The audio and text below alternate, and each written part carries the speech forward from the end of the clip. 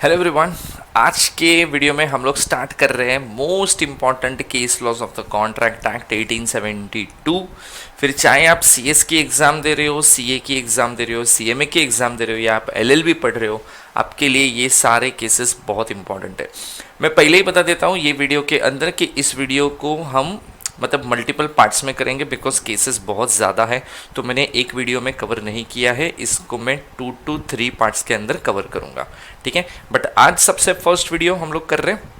ठीक है, तो सबसे पहले हम लोग स्टार्ट करते हैं बेसिक से। हम लोग केस लॉज चालू करेंगे और कॉन्ट्रैक्ट एक्ट के अंदर जितने भी इंपॉर्टेंट केस लॉज हैं वो सारे के सारे हम लोग यहाँ पे आपको कवर करके देंगे। ठीक है, चलो तो विदाउट वेस्टिंग एनी टाइम सबसे फर्स्ट केस हमारा जाता है state of Gujarat versus Ramanlal S. ठीक है, तो केस का सबसे पहले हम लोग फैक्ट देखेंगे। So fact is that in case of the dissolution of the partnership the asset of the firm were divided among the partners. ये तो आपको पता है कि जब पार्टनरशिप फर्म का बिजनेस बंद होता है ना, तो जितने भी असेट्स होते हैं ना, वो सब असेट्स को क्या किया जाता है, फर्म के असेट्स को पार्टनर्स के बीच में डिस्ट्रीब्यूट कर दिया जाता है। The sales tax officer wanted to tax this transaction, it is correct.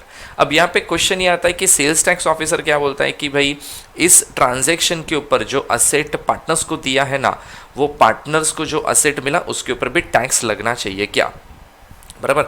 अब यहाँ पे क्वेश्चन आता है कि जब हम लोग ने ये कॉन्ट्रैक्ट पढ़ा था तो कॉन्ट्रैक्ट में कंसेप्ट होता था मिनिमम 2 पार्टीज कि आप कोई भी कॉन्ट्रैक्चुअल रिलेशनशिप देखोगे, आप कोई भी ट्रांजैक्शन देखोगे, आपको कम से कम अंदर 2 पार्टी डेफिनेटली मिलेगा। बस इसी चीज़ के ऊपर यहाँ पे फोकस किया गया है। अब यहाँ पे क्या है कि जब हम पार्टनरशिप की बात करते हैं ना, तो पार्टनरशिप फर्म और पार्टनर्स दोनों एक ही चीज़ है। तो पहले वो पार्टनरशिप फर्म के नाम पे था, अब उसी चीज़ को ट्रांसफ़र किया गया पार्टनर्स के नाम पे। तो इट्स वन एंड बोलते हैं ना, एक वन एंड सेम थिंग हो रहा है, इसमें कोई 2 पार्टीज इन्वॉल्व ही नहीं है। बिकॉज पार्टनरशिप फर्म में आपको भी पता है कि partners and partnership firms are treated as a single party, बराबर। तो इसी के लिए इस केस का जजमेंट आया था जहाँ पे कोर्ट ने बोला था it was held that it is not a sale, the partners being a joint owner of those assets can not be both buyer and seller, कि आप बायर भी और आप सेलर भी हो, ऐसा पॉसिबल नहीं है बिकॉज आप सिंगल पार्टी माने जाते हो। ठीक है, तो ये केस बहुत इंपॉर्टेंट है, state of Gujarat versus Ramanlal S.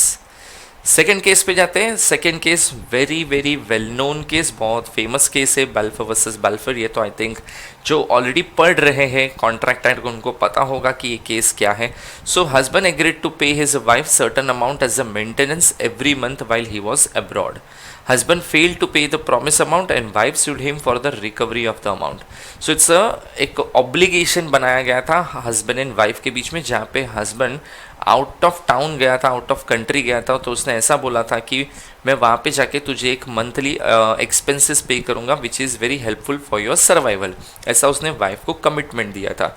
But जब वो चला गया तो उसने वाइफ को एक भी रुपया भेजा नहीं, और उसके बाद वाइफ ने उसके ऊपर लीगल एक्शन फाइल कर दिया, बराबर, लीगल प्रोसीडिंग स्टार्ट कर दिया। तो क्या ये केस बनता है क्या?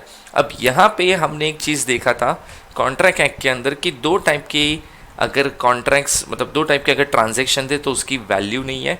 ठीक है, एक होता है सोशल एग्रीमेंट्स और एक होता है domestic arrangement between husband and wife. ये जो केस है ये domestic arrangement between husband and wife में फॉलो होता है।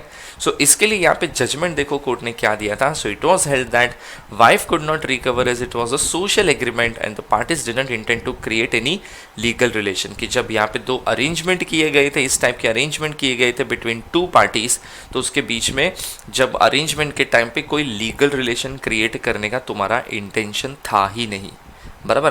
तो इसके लिए वाइफ को लीगल एक्शन करने का कोई पॉसिबिलिटी उसका है ही नहीं और उसका केस रिजेक्ट हो गया। चलो थर्ड केस पे हम लोग जाते हैं। थर्ड केस आता है Carlill versus carbolic smoke ball company, और ये बहुत बोलते हैं ना, बहुत इंटरेस्टिंग केस है। केस का फैक्ट हम लोग देखते हैं। So a company advertised in the several newspaper that a reward of £100 would be given to any person who suffered from flu after smoke ball of the company according to its printed direction. अब यहाँ पे जो carbolic smoke ball company है ना, वो company ने क्या newspaper में एडवर्टाइजमेंट दिया कि हमारा मेडिसिन अगर आप एक प्रिस्क्राइब डायरेक्शन जो हम बताएंगे ना, उस डायरेक्शन के हिसाब से अगर आप कंज्यूम करते हो तो आपको फ्लू नहीं होगा, और अगर तुमको फिर भी फ्लू हुआ ना, वी विल गिव यू £100। ऐसा उन्होंने काफ़ी सारी जगह पे न्यूज़पेपर में एडवर्टाइजमेंट दे दिया। Mrs Carlill use to use the smoke ball as a directed and suffered from flu.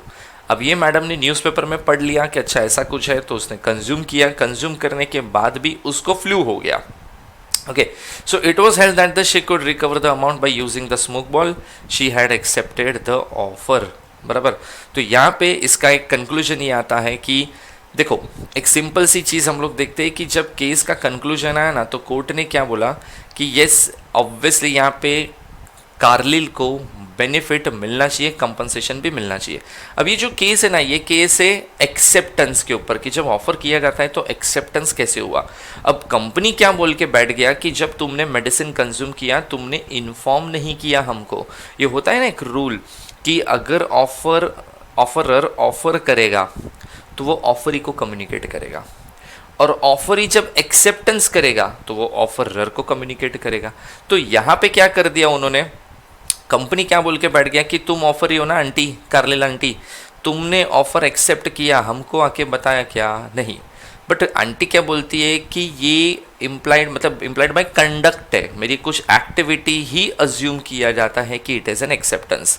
Her customer जो तुम्हारी मेडिसिन खा रहा है वो आके तुमको बोलेगा नहीं, देखो मैं मेडिसिन खा रहा है, देखो मैं मेडिसिन खा रहा है, वो तो पॉसिबल ही नहीं है। सो इसके लिए फाइनली कोर्ट ने यहाँ पे डिसीजन सुनाया कि कार्लिल इज करेक्ट एंड उसको कंपनसेशन भी दिया गया। ओके, चलो नेक्स्ट आगे बढ़ते हैं। Case number 4, Bolton versus Johns.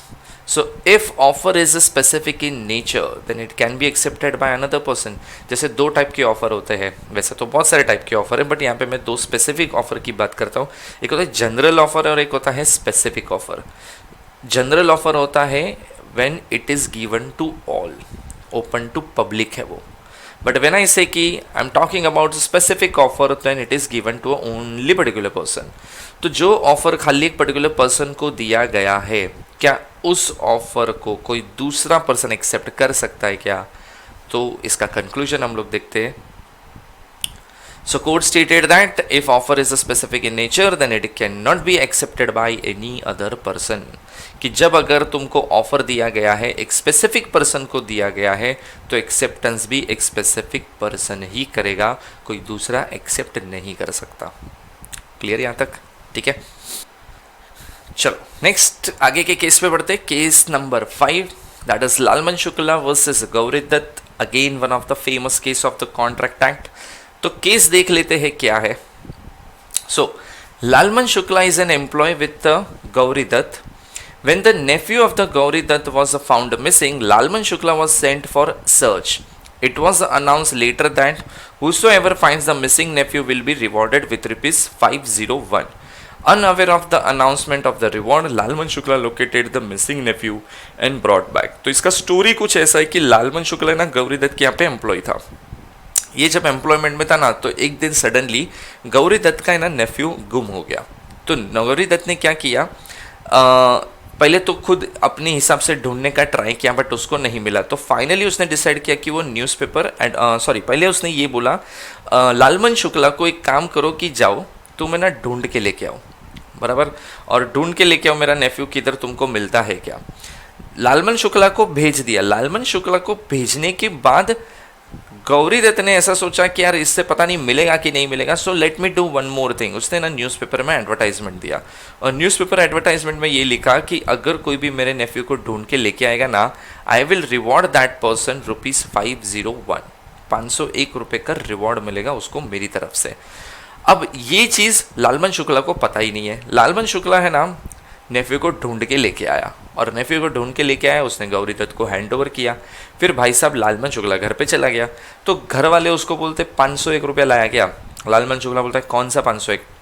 तो कहते तेरी मैम ने है ना न्यूज़पेपर एडवर्टाइजमेंट दिया था कि कोई भी नेफ्यू को ढूंढ के लेके आएगा ना तो उसको 501 रुपये का रिवॉर्ड मिलेगा। ये बोलता है मुझे तो ऐसा कुछ पता ही नहीं है। तो बोलता है काम करे जा और रिवॉर्ड लेके आ 501 रुपीज़। लालमन शुक्ला जाता है गौरी दत्त के पास, और गौरी दत्त को जाके बोलता है मैडम 501 रुपये का बात आपने मेरे को बताया नहीं, चलो अभी नहीं बताया ठीक है पैसा दे दो। अब गौरी दत्त यहाँ पे क्या बोलती है कि she I am not liable to pay rupees 501 because तुझे जो ऑफर किया था वो अलग टर्म्स एंड कंडीशन पे किया है, और जो न्यूज़पेपर एडवर्टाइजमेंट किया है वो अलग टर्म्स एंड कंडीशन पे किया है। सो जब ऑफरर ऑफरी को कम्युनिकेट करता है ना, तो उसके कुछ क्राइटेरिया टर्म्स एंड कंडीशन के साथ ऑफर करता है कि ये ऐसा है ये वैसा है, ठीक है। तो तुझे जो ऑफर किया था उसमें रिवॉर्ड था नहीं, so you are not eligible for the reward. जो न्यूज़पेपर में एडवर्टाइजमेंट दिया था उसमें रिवॉर्ड था, और अगर उसमें से कोई देख के पकड़ के लेके आता ना मेरे नेफ्यू को, सो मैं 501 रुपया देती। ये बोलता है मैं और एंटायर वर्ल्ड अलग है क्या? नहीं ना, आपने न्यूज़पेपर में डाला, it means it is open to all, and if it is open to all तो मैं भी उसमें आ गया, तो मुझे भी 501 रुपया मिलना चाहिए। तो गौरी दत्त बोलती नहीं, जो तुझे ऑफर किया था ना टर्म्स एंड कंडीशन वो अलग है, और जो न्यूज़पेपर में किया था ना वो टर्म्स एंड कंडीशन अलग है। अब इसको है ना ऐसा लगा कि ये ना लालची औरत पैसा नहीं देने वाली है, तो बेस्ट एक काम करता हूँ भाई, चलो कोर्ट में केस किया, और फाइनली कोर्ट ने ये कंक्लूजन सुनाया। It was said that the Lalman Shukla has no right in the reward because he has no knowledge of the proposal, hence an action without the knowledge of the proposal is not an acceptance. बराबर, तो ये acceptance नहीं है, ये कोई contractual relation नहीं हुआ, तो लालमन शुक्ला को पैसा भी नहीं मिलेगा। ओके, चलो केस नंबर 6 देखते हैं, highway versus facet. This is very very very interesting case बहुत ध्यान से समझना, बिकॉज बहुत सारी चीज़ें हैं इसके अंदर, और बहुत सारी चीज़ आपको एकदम बोलते ना ऐसा कुछ ऐसा लगेगा, अच्छा ऐसा भी होता है, ठीक है। सो देखो, प्लेंटिफ थ्रू टेलीग्राम मतलब जो आज हम लोग टेलीग्राम यूज़ करते हैं वो वाला टेलीग्राम नहीं, ये पुराने ज़माने में मैसेज भेजने के लिए टेलीग्राम यूज़ होता था, वो वाला टेलीग्राम है, ठीक है। सो प्लेंटिफ थ्रू टेलीग्राम आज द डिफेंडेंट 2 क्वेश्चन। ये जो भाई साहब प्लेंटिव है ना अपना हावे, इससे ना 2 क्वेश्चन पूछा। अब ये कोई प्रोडक्ट है, मुझे भी मत पूछना क्या होता है ये प्रोडक्ट, ऑब्वियसली मुझे भी नहीं पता है। तो will you sell us Bumper Hall Pen, ठीक है। तो ये भाई साहब ने क्वेश्चन पूछा टेलीग्राम में, will you sell us Bumper Hall Pen, telegraph में लोएस्ट कैश प्राइस। 2 क्वेश्चन इसने रेज किया कि बम्पर हॉल पेन करके जो एक प्रोडक्ट है, ठीक है, हम लोग उधर यहाँ पे उसको एक पेन रेफर करेंगे, ठीक है। तो ये जो पेन है क्या तुम उसको बेचते हो, हमको बेचोगे, और अगर बेचते हो तो लोएस्ट कैश प्राइस क्या होएगा। डिफेंडेंट ने देखो इसका क्या जवाब दिया। डिफेंडेंट उसको बोलता है, replied through the telegram that the lowest price is 900 and plaintiff replied that they are ready to buy but defendant refuse the same. इसने ना खाली क्या किया पता है, सेकेंड क्वेश्चन का आंसर किया कि लोएस्ट कैश प्राइस 900, बराबर। अब ये है ना प्लेंटिफ समझ रहा है कि ये 900 मतलब ये 900 में बेचने को रेडी है, बराबर। तो उसने ऐसा बोला ठीक है चलो मैं खरीदने को तैयार है, और उसने बोल दिया कि रिप्लाई कर दिया कि yes I am ready to purchase. Defendant बोलता है बट मैं बेचने को तैयार ही नहीं है। अब प्लेंटिफ ने ना केस फाइल कर दिया ये बोल के कि पहले ऑफर किया, जब मैंने एक्सेप्टेंस किया तो अब बोलता है मैं परफॉर्म नहीं करेगा, so it's a breach of contract. अब डिफेंडेंट क्या बोलता है, मैंने एक्सेप्टेंस किधर किया, तो हावे क्या बोलता है, प्राइस बोलना, तूने मेरे को प्राइस बोला कितना 900, तो 900 तूने मेरे को टाइम पास के लिए तो नहीं बोला ना, इसका मतलब तू मेरे को बेचने में इंटरेस्टेड है, मतलब तूने मेरे को प्राइस बता दिया, तो हो गया ना अपने बीच में कॉन्ट्रैक्ट। ये बोलता है खाली प्राइस बताया ना, मैंने ये कहाँ बोला कि yes I am ready to sell, I am ready to sell this much quantity, मैंने तेरे को ये सब कुछ बोला क्या, मैंने खाली प्राइस बताया, और प्राइस बताना एक्सेप्टेंस नहीं होता है। बोलते हैं इंसान प्राइस कब बताता है पता है, जब उसको बेचना होता है तब, बराबर। ये बोलता है ये कॉन्ट्रैक्ट नहीं है, कौन बोलता है, फैसे। हार्वे बोलता है ये कॉन्ट्रैक्ट है, अब वो ब्रीच हो गया है, अब तो कंपनसेशन भाई देना पड़ेगा। मैटर फाइनली गया कोर्ट में, और कोर्ट का कंक्लूजन देखते हैं। So court stated that reply to the question and giving the price information cannot be treated as an offer and therefore in this case there is no offer। कि भाई तुमको question का answer दिया, तुमको question का जो answer था वो प्राइस के फॉर्म में था, giving information related to price can not be treated as an कि वो ऑफर एक्सेप्टेड है, तो ये एक्सेप्टेंस नहीं बोलने का, ठीक है। चलो नेक्स्ट देखते हैं case number 7, McPherson versus Appanna. So case देखते हैं। Owner of the property said that he would not accept less than 6000 for the property, this statement can be treated as an offer. तो देखो ये तो ऑलमोस्ट इसके जैसा ही केस है कि खाली प्राइस बताया, सो ऑब्वियसली इसका तो आंसर बहुत ईजी हो गया हमारे लिए। So court stated that the statement of the minimum price can not be treated as an offer but it is invitation to offer. ये क्या है, इन्विटेशन टू ऑफर है। नेक्स्ट देखते हैं Harris versus Nickerson. So auction sale is an invitation to offer. क्या auction sale invitation to offer होता है? सो इसका आंसर देखते हैं। So court stated that auction sale is invitation to an offer and auctioneer is not going to conduct contract with each and every person. कि जो auctioneer मतलब जो auction conduct करता है, बोली लगवाता है सबसे, वो पर्सन का किसी के साथ कॉन्ट्रैक्ट नहीं है. तो अगर किसी ने प्राइस बोला ना, ये बोलते हैं हट नहीं देने का है, इतना सस्ता, कोई दूसरा बोलो रे, तो वो किसी का रिजेक्शन मार रहा है ना कि इतने में मैं नहीं बेचेगा, वो ब्रीच ऑफ कॉन्ट्रैक्ट मत बोल देना, वो इन्विटेशन टू ऑफर है. बराबर. तो सबके साथ कॉन्ट्रैक्ट नहीं कर रहा है, वो जो फाइनली प्राइस कोट करेगा जिसमें वो भी कंफर्टेबल है, रेडी टू सेल है, उसमें ही वो कॉन्ट्रैक्ट करेगा. नेक्स्ट देखते हैं case number 9, Neale versus Merritt. So case का डिटेल देखते हैं. M offered to sell his land to N for 280 pounds. N replied पॉपर्टी to accept the offer but he enclose a cheque for 80 pounds only. M ने क्या offer किया? M offered to sell his land to N. M ने बोला मेरा land है ना, मुझे तेरे को बेचना है, एन को. कितने में? 280 पाउंड में. बराबर. एन ने क्या किया? एक्सेप्टेंस के नाम पे ना 80 पाउंड का चेक भी चिपका के भेज दिया. He promise to pay the balance 200 pounds by monthly instalment of 50 pounds each. मतलब ये तो देखो क्या हो रहा है, सामने वाला आपको ऑफर कर रहा है, आप ज़बरदस्ती अपने हिसाब से टर्म्स एंड कंडीशन डिसाइड करके उसको बोल रहे हो कि ठीक है ये पकड़ 80 का, बाकी का मैं 50 का 4 इंस्टॉलमेंट कर देगा, बस इसी तरीके से ट्रांजेक्शन करेगा, मैं रेडी है खरीदने के लिए. अरे सामने वाले को तो पूछो पहले, भाई तू तैयार है? तेरे को अभी मैं 80 दे रहा हूँ, बाद में 50 के 4 इंस्टॉलमेंट दूंगा, तेरे को चलेगा क्या? तुम कुछ पूछ नहीं रहे हो और बस सीधा चिपक गए. बराबर. सीधा सिर पे चढ़ गए कि हाँ हाँ हो गया कॉन्ट्रैक्ट. ऑब्वियसली ना, तो ऐसा तो नहीं चलेगा. सो इसके लिए देखो यहाँ पे क्या लिखा है. Court stated that N could not enforce this acceptance because it was not an unqualified one. सामने वाले ने जो तरीके से ऑफर किया है आपको उसी तरीके से एक्सेप्टेंस करेगा. आप उसमें टर्म्स एंड कंडीशन को चेंज कर दोगे अपने accordingly without consent of the other party, तो ऑब्वियसली वो तो कॉन्ट्रैक्ट होगा ही नहीं कभी. ओके चलो case number 10, union of India versus Babulal. So A offered to sell his house to B for rupees 1 lakh. B replied that I can pay rupees 80,000 for it. The offer of A is rejected B as the acceptance is not qualified. B however changes his mind as a prepared to rupees 1 lakh. पहले 1 लाख का offer किया, फिर सामने वाले ने बोला कि मैं 80,000 में देने को तैयार है. बाद में भाई सबका मूड चेंज हो गया और अब 1 लाख पे आ गया वापस. तो इसके लिए देखो court stated that it is treated as a counter offer and it is up to A whether to accept it और नॉट. पहले तुमने 80 बोला, ठीक है, सामने वाले ने बोला कि मैं 1 लाख में बेचने को तैयार हूँ, तुमने 80 बोला.